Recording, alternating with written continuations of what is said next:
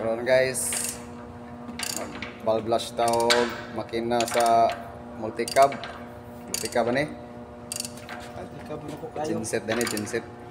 So, nagtuyok na siya sa crankshaft. Kamita niya turning tool. So, mo ni siya ihang cylinder head number 11. Ang running mate niya po is number 1.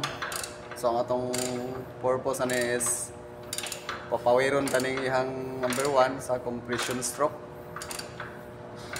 sa number 11 ang tanawon niyang valve action.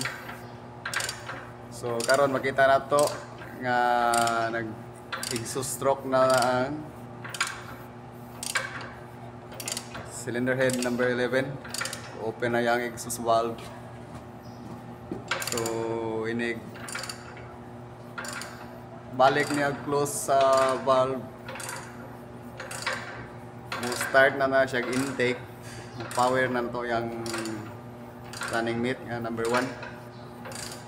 So ginana na siya ka lisod. So ato lang obserbaran nga nisaka na ang exhaust valve. Saka na.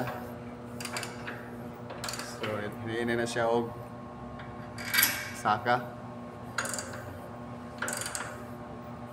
So, kita na to, naghinay na siya saka. So, ang rotation sa engine ni is normal rotation na siya.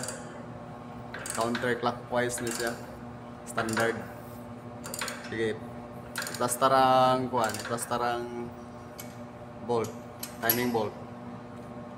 Ilang, na lang.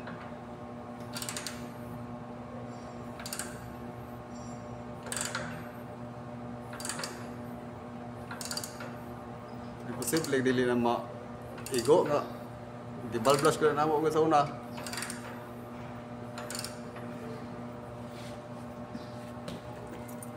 Makaira? Kaira. Okay. So